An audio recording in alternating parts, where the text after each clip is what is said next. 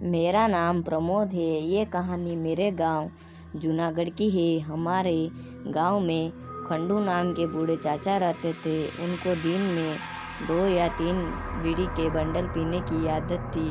उनके घर पर उनके पत्नी के अलावा उनका कोई नहीं था, कोई संतान भी नहीं थी। चाचा किसी के भी खेत में मजदूरी करके गुजारा किया करते थे।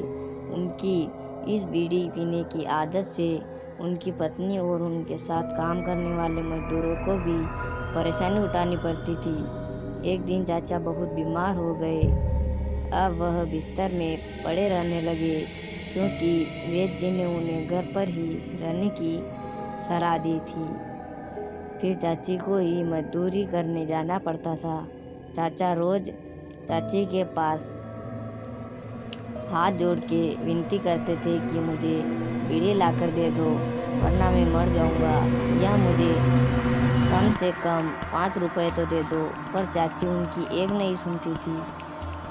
चाचा ने गांव के लोगों से भी हाथ जोड़ के विनती की कि मुझे बीड़ी का बंडल दे दो, पर गांव वालों ने भी दया नहीं दिखाई। एक दिन चाची सुबह घर से मजदूरी के लिए निकल रही थी। चाचा बोले, अब मेरा आखिरी समय आ गया है, आज तो कम से कम 1 बीड़ी पिला दो।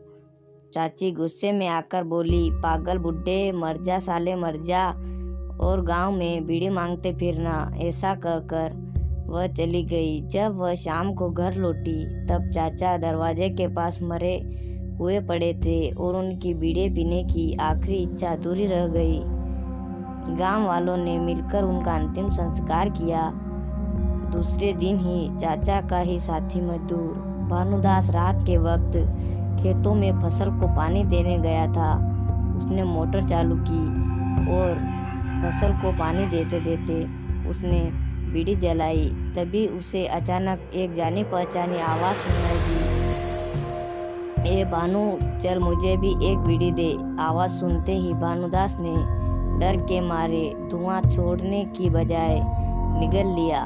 जब वह पीछे मुड़ा तब उसे खंडू चाचा दिखे। उनका चेहरा पूरा सफ़ेद था, आंखों के नीचे काले दाग थे, बदन जैसे सूख के कांटा बन चुका था। वह बार बार एक ही चीज़ बोल रहे थे, भानु 1 बीड़ी पिला दे। मरे हुए खंडू का भूत को देखकर भानुदास जगह पर बेहोश हो गया। भानुदास रात के 1:30 बजने के बाद भी घर नहीं आया है, इसलिए उसके भाई उसे देखने खेत पर आए। सभी ने जब भानु को बेहोशी की हालत में देखा तब उसके मुंह पर पानी मारकर उसे जगाने लगे। भानु होश में आया तभी उसने खंडू चाचा के भूत के बारे में सबको बताया और अपनी जेब टटोली। उसमें बीड़ी का बंडल नहीं था।